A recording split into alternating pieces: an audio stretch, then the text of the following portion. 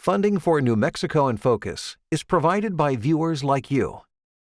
This week on New Mexico in Focus, two computer science experts explain the dangers of using AI in government decision-making. I think you as a citizen in a democratic society deserve a pretty clear explanation of why. And it's not okay for the person on the other end of the phone to say, computer says no. And the executive director of Pueblo Action Alliance discusses the recent election, what comes next, and how the liberation of indigenous people is liberation for all.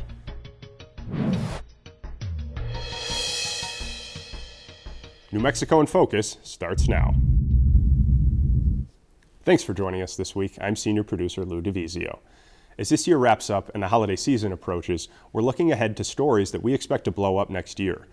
At the bottom of the hour, Our Land's Laura Paskus sits down with Julia Bernal of Pueblo Action Alliance to consider the indigenous long view on protecting the environment in the aftermath of last week's presidential election.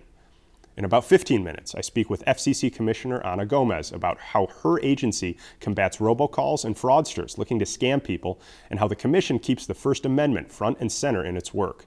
But first, some expert perspective on the growing prevalence of artificial intelligence.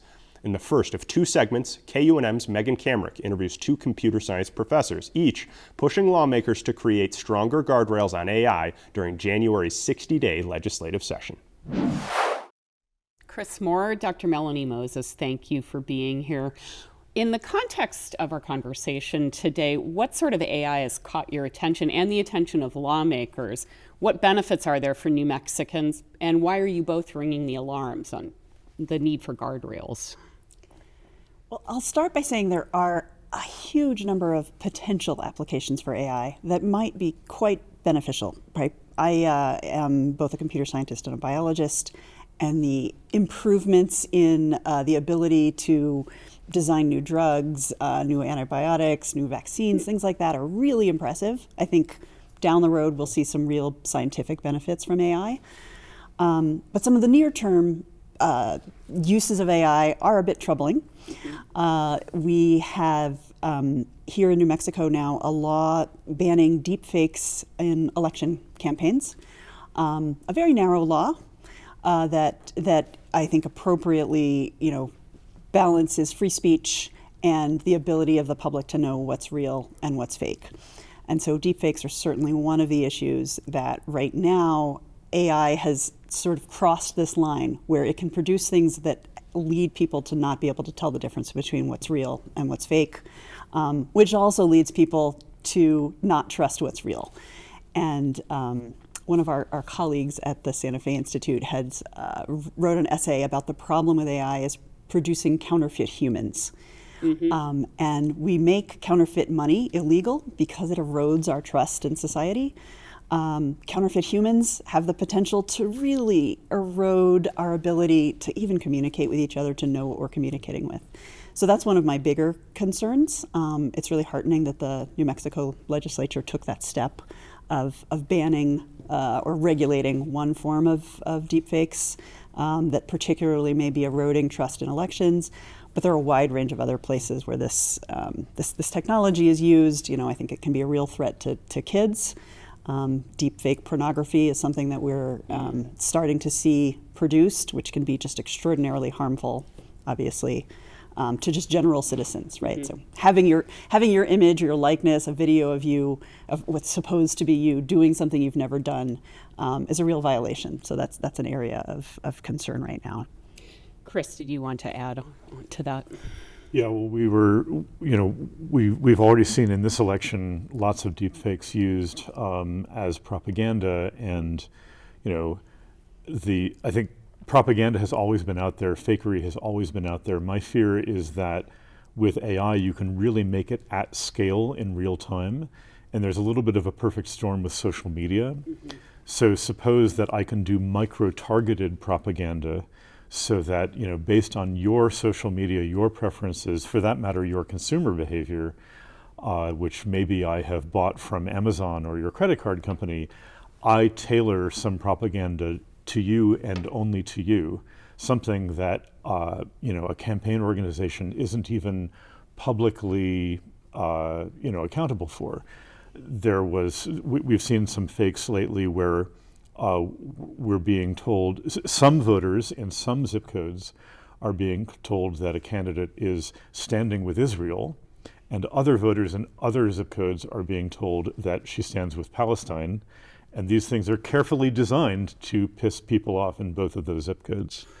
So, Facebook deliberately enables this kind of geographical micro-targeting. They used to enable demographic micro-targeting.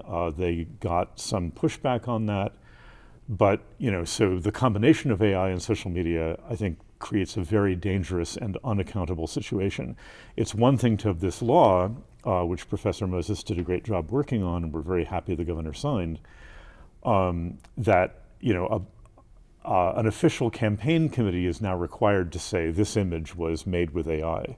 But of course, no one on social media is required to say any such thing, and the social media companies have so far resisted any obligation to say any such thing. I've noticed sometimes they will, once it becomes clear, they will hide a post or they will maybe take it down, but it doesn't seem consistent. Well, and by that time, 1 million people have already seen it. Right. And so maybe 1% of those viewers who are tech savvy enough find out later that it was fake, but it's already done its damage, right? What's the old adage about a lie races around the world 10 times before the truth gets out of bed? So I think, of course, there's always been fakery, but that it can be made so easily and so quickly and so realistically, I think that's dangerous. I think the other issue of AI, which is maybe less on people's radar, is that a lot of actors, both public and private, including governments, social service agencies, landlords, banks, are using AI to make decisions about people, consequential decisions that really affect your life, your livelihood, your rights, your opportunities, about whether or not you get an apartment, whether or not you get a loan. And they are increasingly using AI to do this, and I'm worried that it's going to become harder and harder to even tell whether discrimination is occurring, to even enforce the civil rights era acts that we have, like the Fair Housing Act and the Equal Employment Opportunity Act.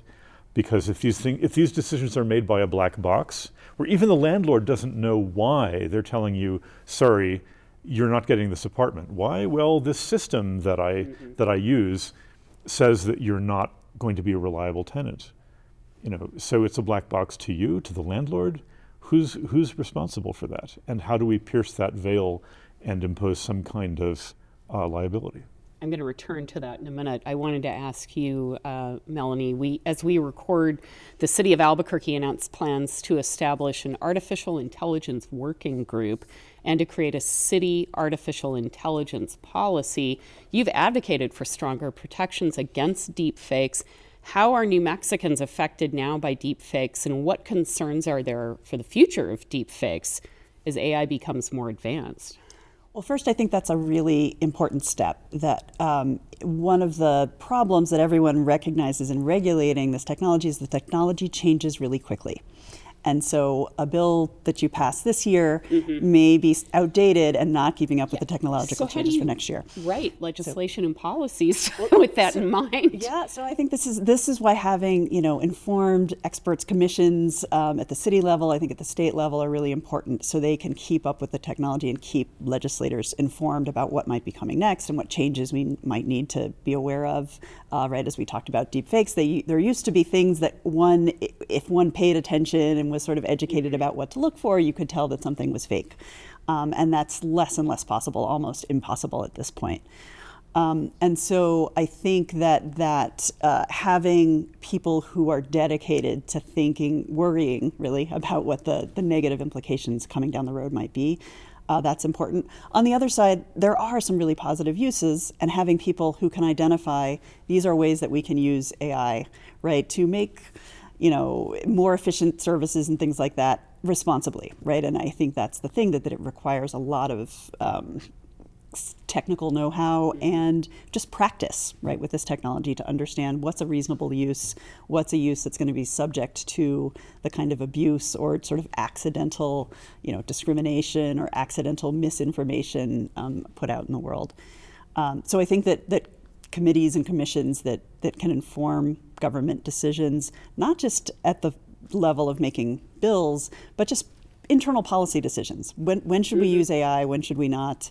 I think the Biden administration just came out with a policy this morning for the intelligence agencies. I was happy to see that one of the decisions was AI should not make the decision to launch a nuclear weapon. Okay, well, that's comforting. That's a first step. Exactly.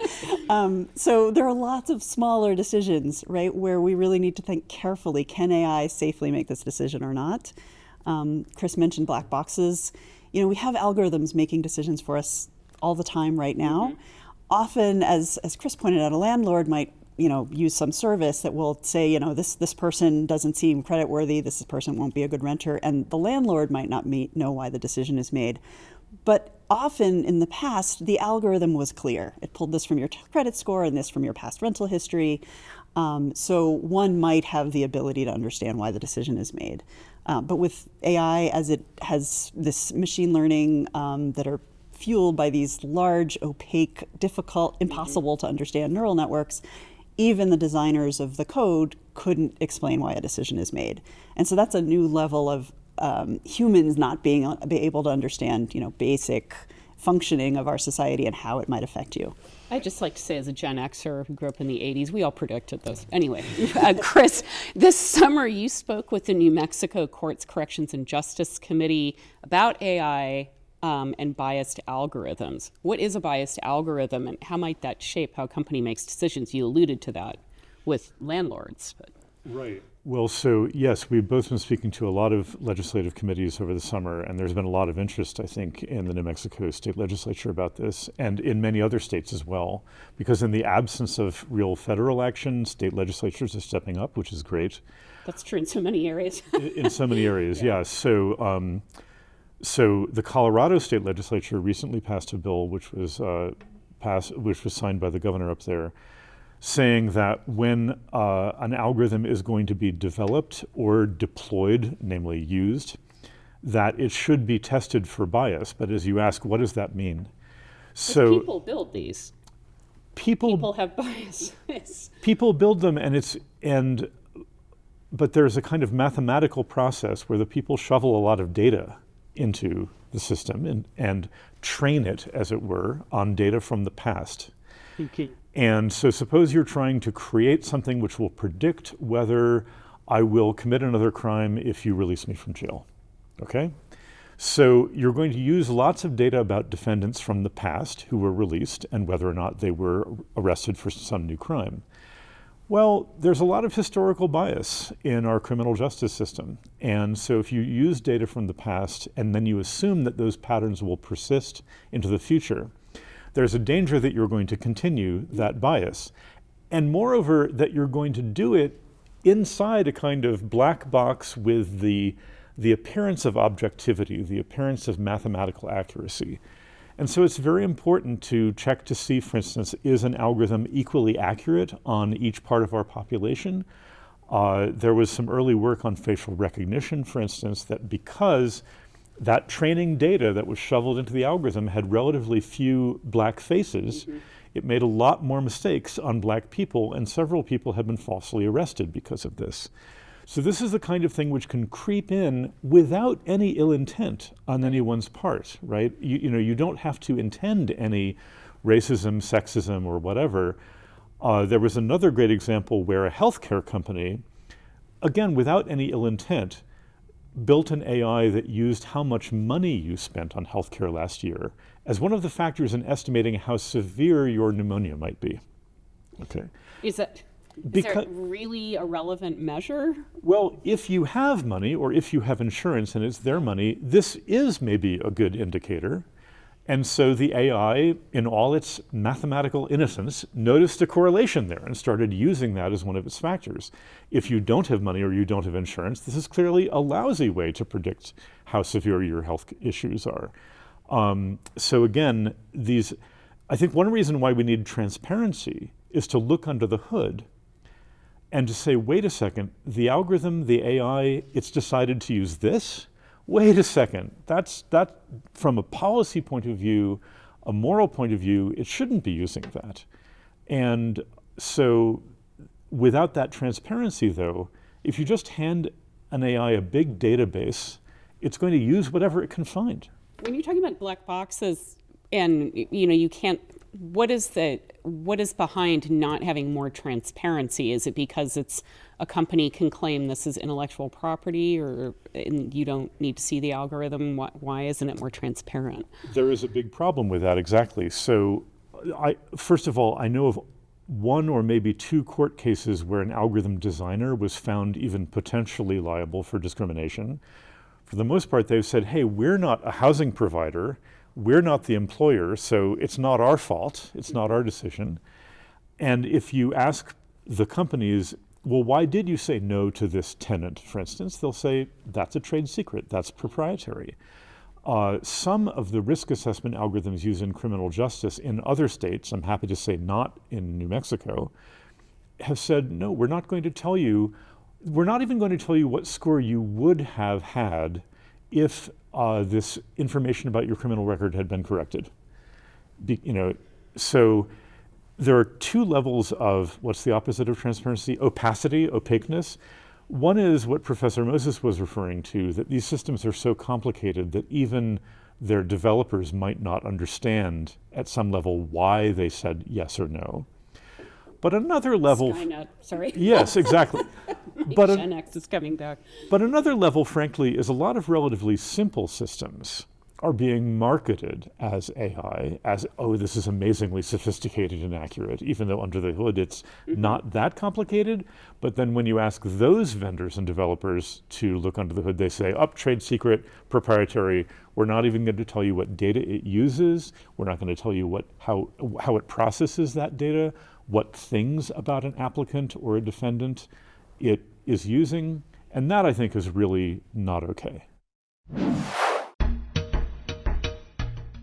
I think Indigenous people across the world share a value that land and water and animals and plants are all a part of our ecosystem, and we're a part of that ecosystem too. And so liberating ourselves from these concepts of viewing land as like property or putting things in an economic sense can also help us inch toward what we believe could be like true liberation. That interview with Julia Bernal is coming up in about 30 minutes, and the second half of Megan's conversation on artificial intelligence is just about 15 minutes away. One of the agencies responsible for assessing transparency concerns around AI is the Federal Communications Commission. It regulates how people, political candidates, and companies interact with each other and communicate with you over the airwaves and online. I recently sat down with FCC Commissioner Ana Gomez to discuss her work and her first year on the job. FCC Commissioner Ana Gomez, thanks so much for being here on New Mexico in Focus. Thank you for having me. One area that the FCC is responsible for that the general public might not realize is making sure that incarcerated people can make phone calls and video calls to loved ones, friends outside of prison. Just this summer, your agency issued a cap on the cost for those calls. Can you explain what was happening before that cap was instituted? Yeah, I'm very pleased that the agency was able to take action to reduce the costs of for incarcerated persons and their families to be able to communicate. What was happening before was there was a lot of extraneous costs that were being paid for using the per minute costs of a phone call that these incarcerated persons were making to their loved ones or to whomever they needed to communicate with. And what we did was we required the prisons to not charge these extraneous costs so that the families and the incarcerated people would in fact have reasonable rates when they had to make their calls. Connectivity is so important. It's important for your mental health. It's important for ensuring that there's access to opportunities for these incarcerated people. So that's why what we did was so important. Okay. Robocalls, that is something that people definitely are familiar with, frustrated with in some cases. What types of robocalls are you seeing most often right now? And what's your agency doing to either slow them down or stop them altogether? So our agency has been really focused on addressing the scourge of robocalls and robotexts, unwanted robocalls and robotexts. It is the #1 consumer complaint that we get at the FCC. And so we have taken a lot of action over the years to try to address this problem. For example, we require the carriers not to pass on robocalls and robotexts if they are from illegitimate means. We also prohibit, for example, the use of artificial intelligence to mask or to duplicate a voice because we have a law, the Telephone Consumer Protection Act, that prohibits that. And so we have done that. So we've taken a variety of actions to try to address both where the calls are coming from as well as the activities of sending these robocalls and robotexts without consumers' consent. Why do we get so many of these calls still? What does enforcement look like?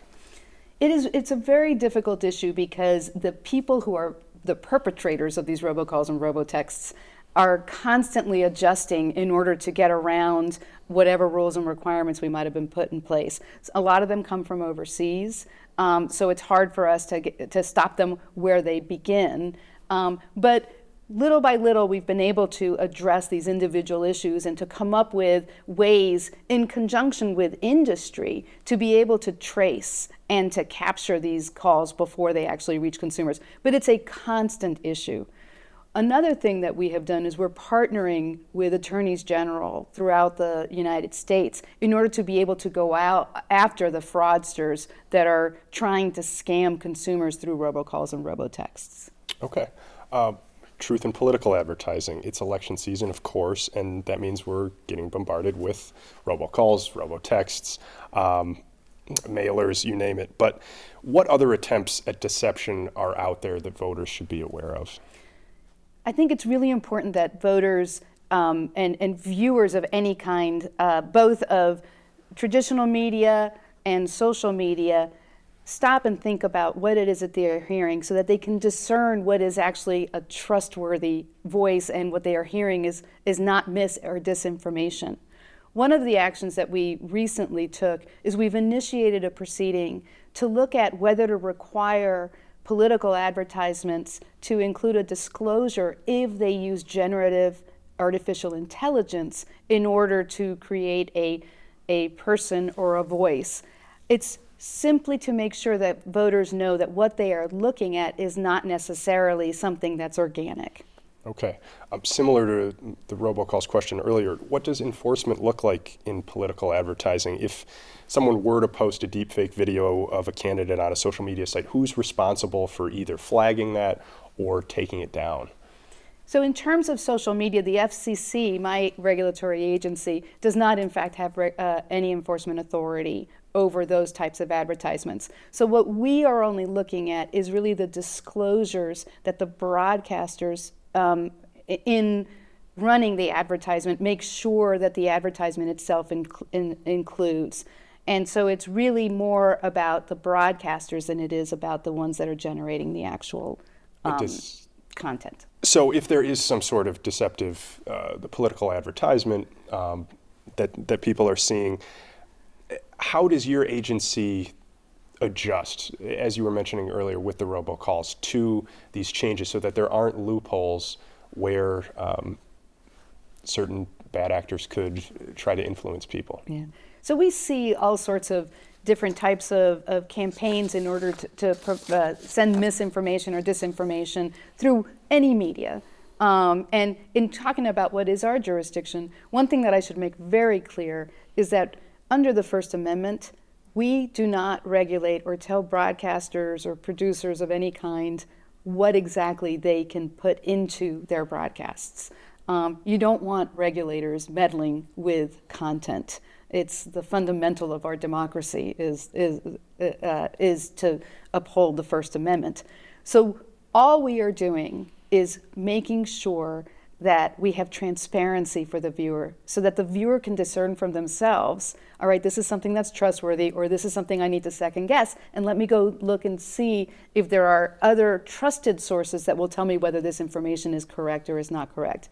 That is why I feel that media literacy is so important right now, because as we mentioned earlier, we have so much information at our fingertips, and that information may not be truthful, but it may speak to our biases. So we may be more open to receiving it and believing it. So it's really important that everybody take a moment, stop and say, is this really true? Let me go check this through a variety of trusted sources, and that includes journalism, to make sure that what I'm hearing is correct and that I'm not acting on something that's untrue.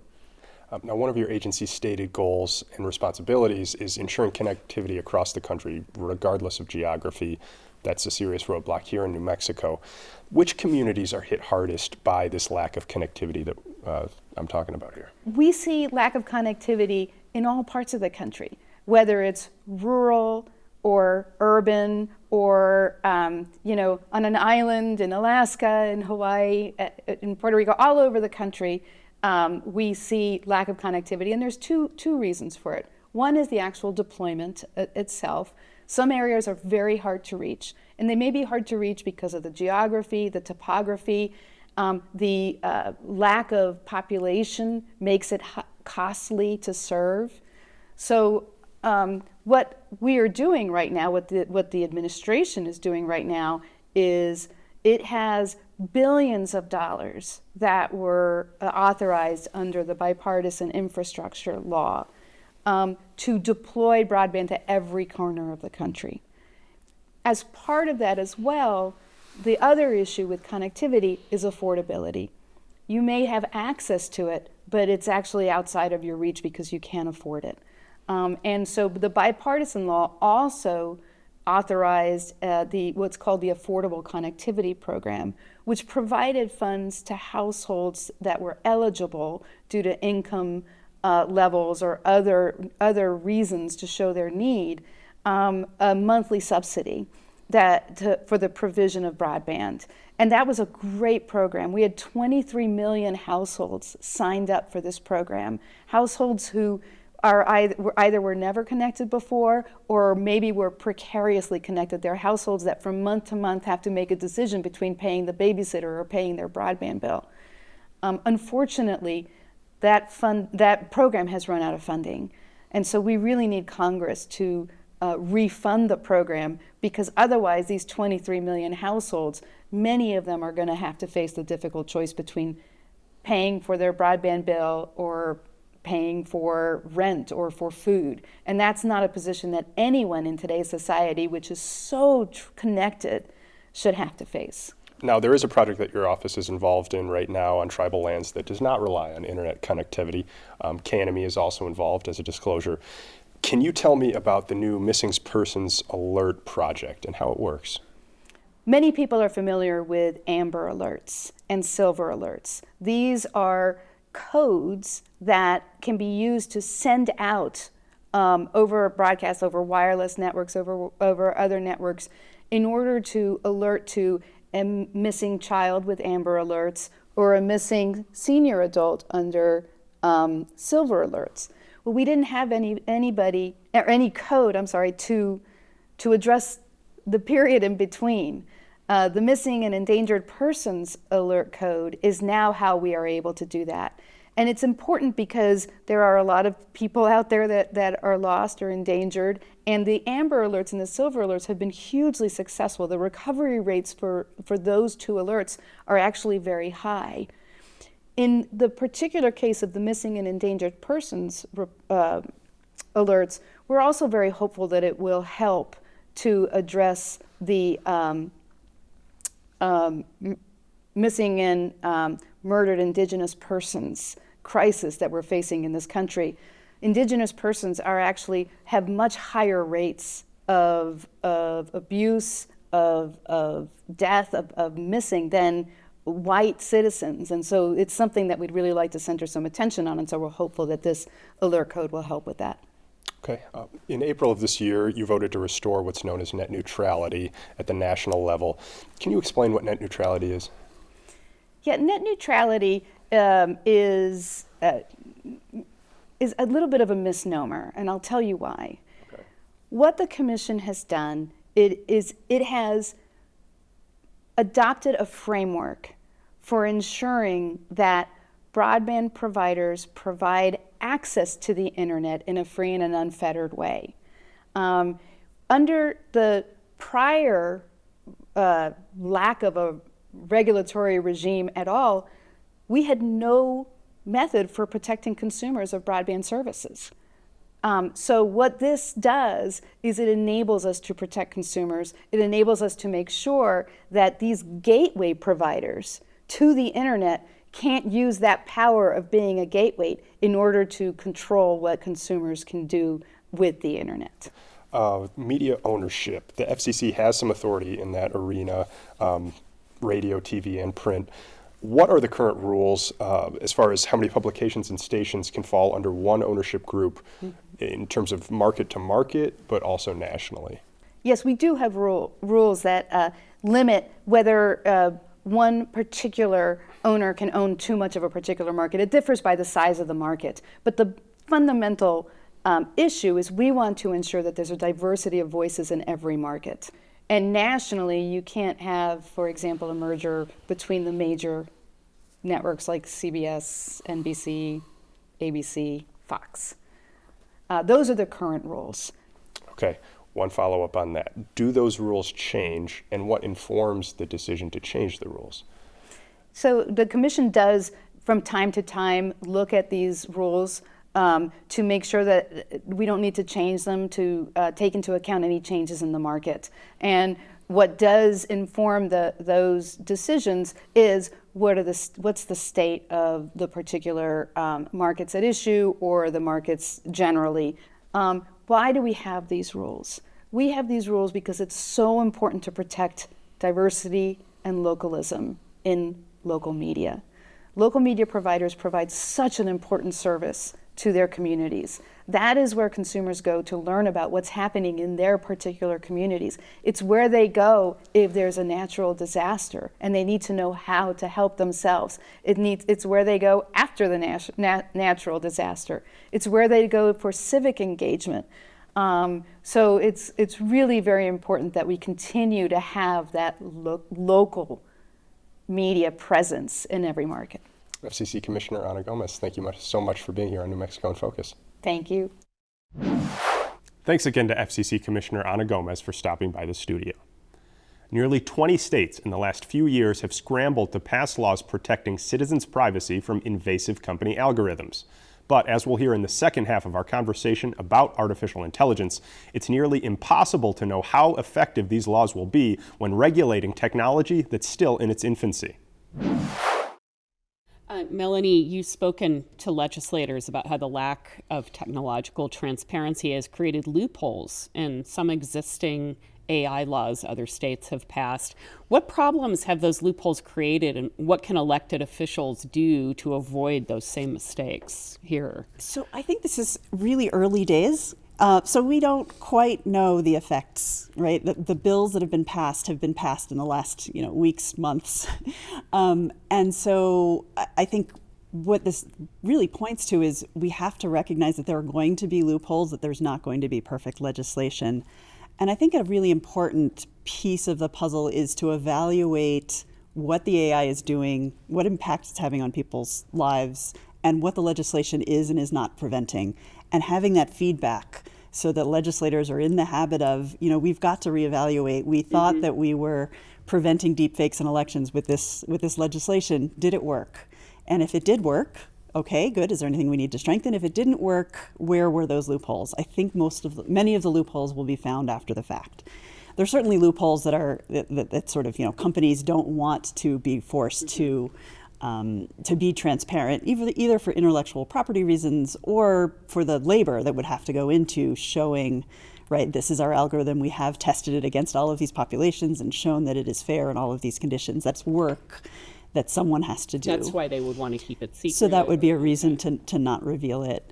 So that's one reason that we have loopholes. But another is that simply at this point, I think, not possible to fully predict how these things will play out in the real world. Right. So this technology it's very new. As we've said, it's very hard to understand exactly how these machines are making decisions. And so it's even harder to understand what the implications will be when we put this in our, our complicated real world with bureaucracies and rules about how we do and habits of how we do and don't do things. Plus, it's learning. Plus, it's Yes, learning in no? some Okay. sense. So most of the systems that are there now are not learning in real time. It depends on the nature of the system, whether it's able to take in new information, sort of in real time, or do you have to wait for the next release of, GPT-5 Right. or whatever before you get something that's new.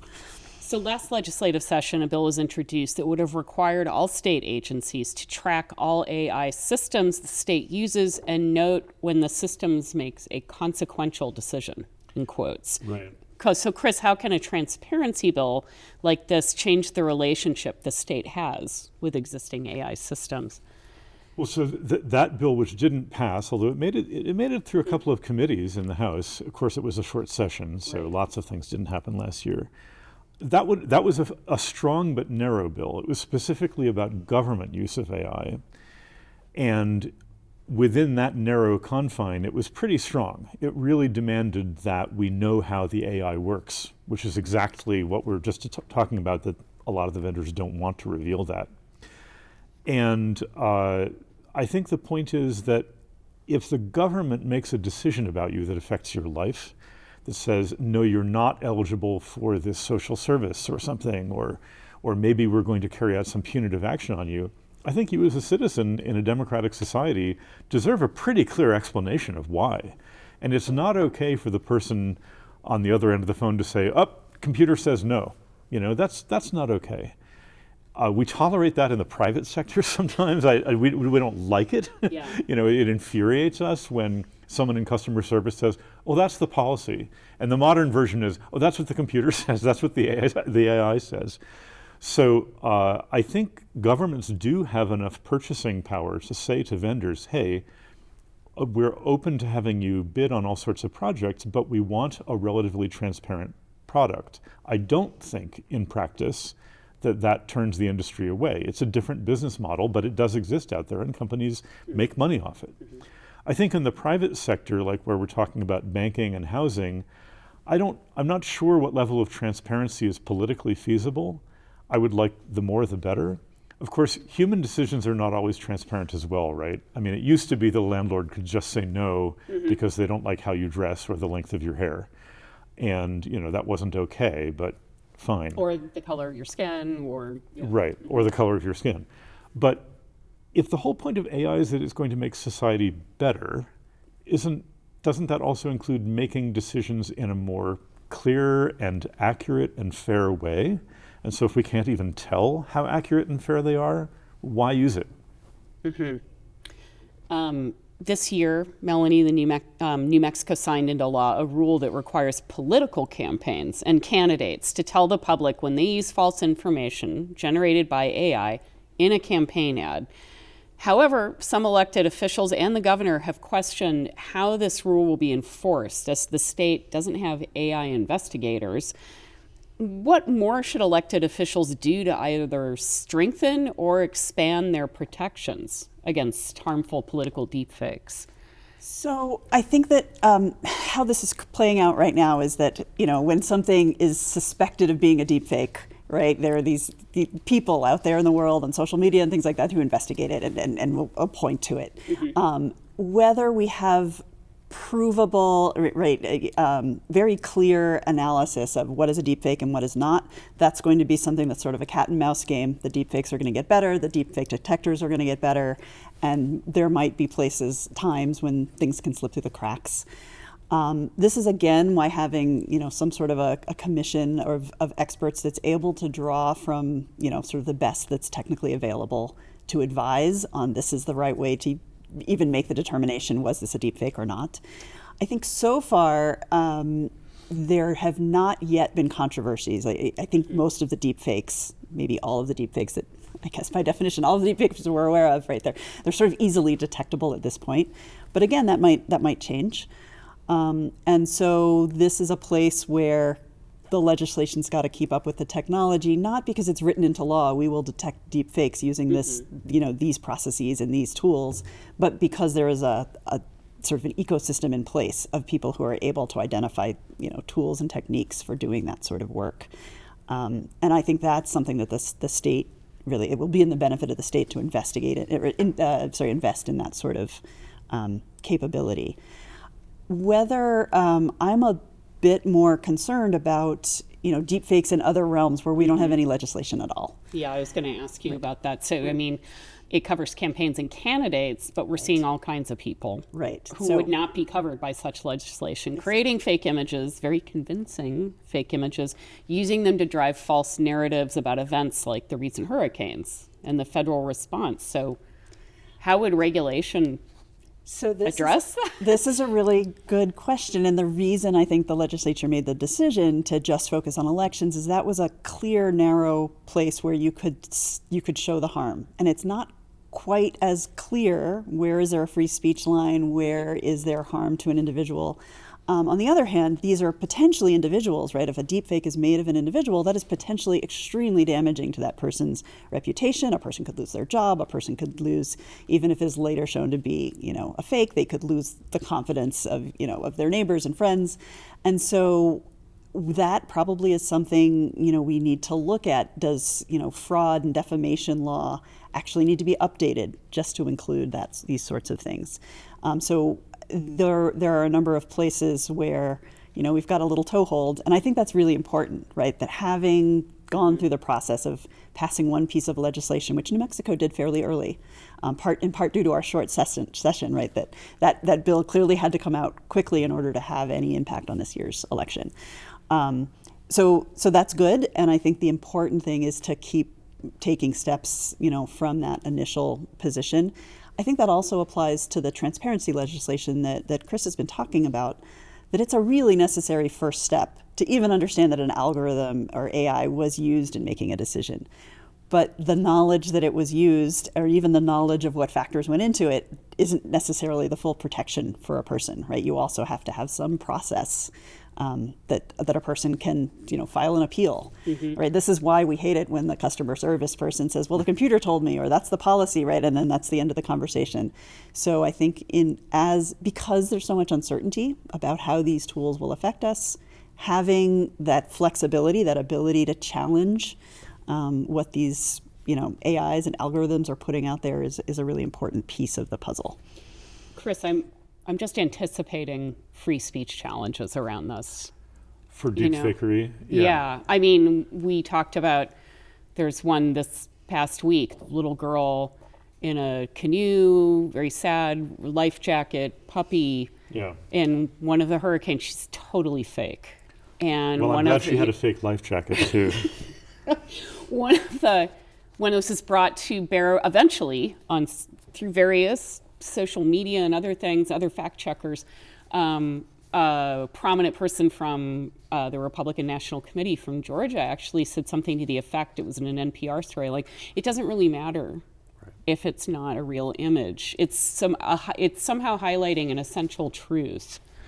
Right. So free speech seems a pitfall here. It is, and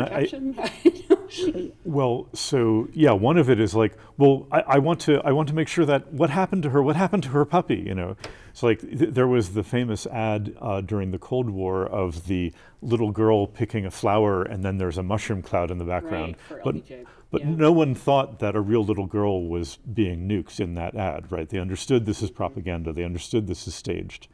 If you page down to the bottom of Google News, you'll find that, for instance, a lot of war footage, which is reported to be from Ukraine or from the war in the Middle East, turns out to be from video games, because video games have gotten so realistic that people can often mistake video game tanks for real tanks and so on.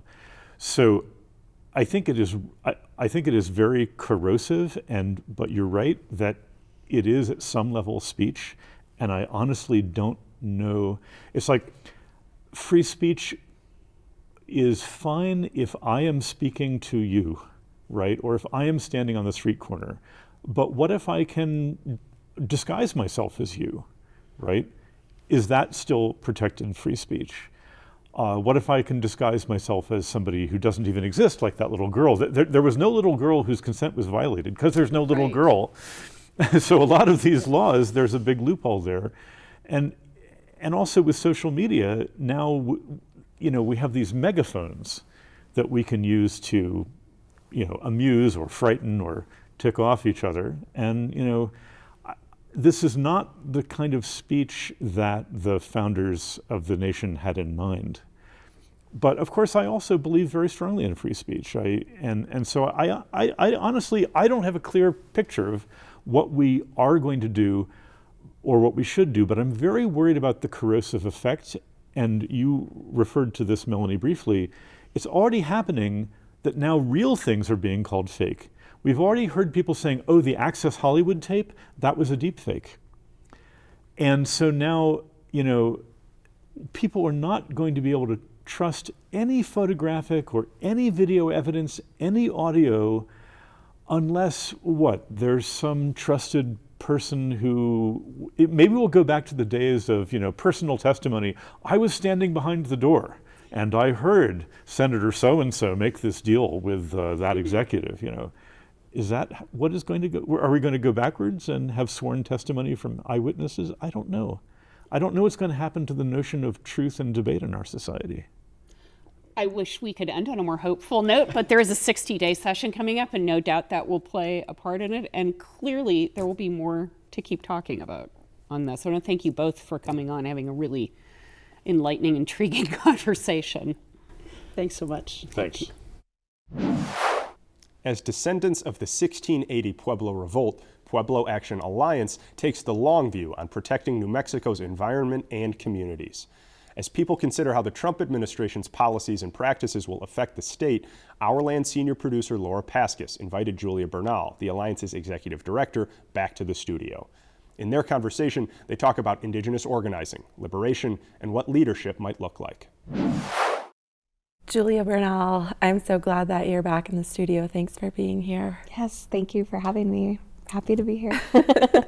So one of the things, I think we've talked about it on the show before, and I've heard you talk about it, how the liberation of Indigenous people is liberation for all. Mm-hmm. Can you talk about that for people who might not understand that? Sure. And of course, I think that it can be interpreted many different ways, but I think for us and the way that we look at liberation is these acts of shifting paradigms, because we live in a paradigm now, our dominant paradigm, is within an economic system that views the natural world as natural resources, as ways to stimulate markets, or ways that show what type of wealth a nation state has.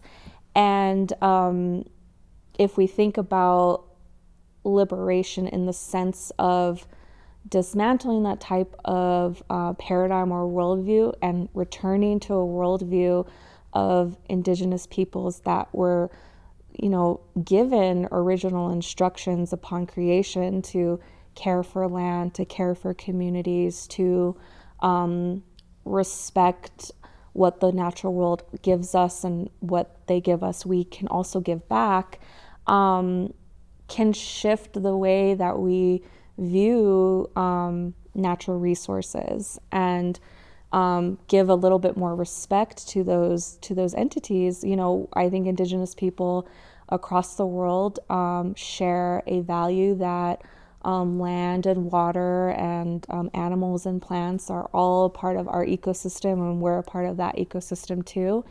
And so liberating ourselves from these concepts of viewing land as property or putting things in an economic sense can also help us inch toward what we believe could be true liberation. Yeah. So the Trump administration will undoubtedly affect communities and the environment in New Mexico. What are some of the things that you're most watchful of? Mm-hmm. Well, I think a lot of the environment community or the climate community, climate justice community, are looking at some of the rules that could be potentially rolled back, either rules under EPA or any other type of land management or water management office. And so with that being like a reality, and also, you know, he did vow to step out of like the Paris Accord, and not to participate in that space. What I think we're seeing sort of continued even from like the Nixon administration is this this agenda to cultivate domestic natural resources, to sever dependency from like, you know, foreign oil or whatever. And what that means to like us, I think, for Native people and even populations that live in larger land masses, we will start to see the administration start to either incentivize or coerce or whatever the tactic is to develop those resources, because the government is at a place where I think they recognize that most of the natural resources that are still, you know, existing in the U.S. are either on native lands or near native lands. And so this, there is going to need to be like, you know, due diligence with tribes to help them develop natural resources, which, you know, scares me a lot because, you know, I come from a Pueblo community and shared values with other Pueblos that, you know, don't want to develop our land in that way and don't want to engage in that system. Of course, there are tribes that do that, and, you know, some could argue that it is their sovereign right, but what type of development are we going to do that is outside of our worldview, which I feel could be like, you know, could be dangerous. Mm-hmm. Yeah. So I want to take us back to the tail end of the Obama administration, the Dakota Access Pipeline protests at Standing Rock. What are some of the lessons that you feel came out of that movement and out of that attempt at resistance against the federal government, mm-hmm. even a Democratic administration? Yeah. Well, I think that and I'm going to kind of look towards like this new administration, what we will see is how quickly decisions can be made. Yeah. And we'll see how that system can benefit a right agenda. You know, I think with Standing Rock, a lot of the water protectors and tribal members knew that Obama could have made that decision to stop, you know, the Dakota Access Pipeline, and but blamed it on like, you know, bureaucratic process or like whatever the reason was for, you know, it not to halt that project. I think we will see like how quickly things can happen in this new administration, and to me that just shows that this system can work for the wealthy. It can work for the right agenda, and even now, like, I think the Biden administration is also trying to rule through some new rules before, you know, before next year. And so it just shows me that if the government really wanted to make like a decision on something, it could happen steadfast. But instead, you know, we're I think like the rose-colored glasses are going to come off, I think, in this next administration. Yeah.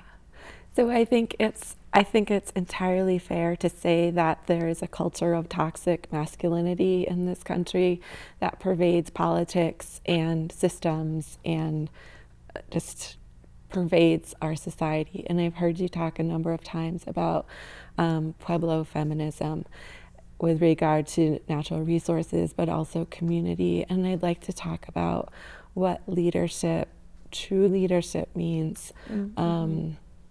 When we think about something other than toxic masculinity and whiteness? Well, I think one thing that I've really noticed just with like the election is that the two-party system has really polarized politics, and that then creates division in our communities. And I, as like a grassroots organizer, but also as like a Pueblo community member, don't want to feed into like that division, because I can see that for what it is. These divide and conquer tactics are playing more and more in a role when we have like very polarizing politics, and are kind of dependent on this like two-party system. And so I think like when I talk about Pueblo feminism, what I think that encompasses for me is like this act of rematriation and, returning back to like that value that we view our mother as the earth, as the river. And so much of a mother's role is care, nurturing, love, respect. And those are the types of values that I want to align with my people on, not what political agenda they agree with or don't agree with, because that, again, can create like that division that we just don't need. We need alignment. We need to be together. We need to be a strong force. And of course, that's like something that we learned from the Pueblo Revolt as well, as these strong alignments with our communities is what can make like change actually happen. And so like, in terms of like putting that example into feminism, it's really meant for all of our people. How can we uplift the roles of our men in our community? How can we uplift the roles of the mothers in our community, or the children, or elders, or non-binary, trans community as well? Everyone's important. Everyone has a role. Everyone has a voice. And so again, looking beyond like what Trump's administration, what that agenda is going to bring into the next 4 years, let's try to like look beyond that and align on those values that I think is really important for us to protect like in this moment too. Yeah. Thank you, Julia. I appreciate you being here, and I appreciate you. Thank you so much, Lara. Thanks again to Laura and Julia Bernal and Megan Kamrick and everyone else who contributed to the show. Thank you for watching. We'll see you next week.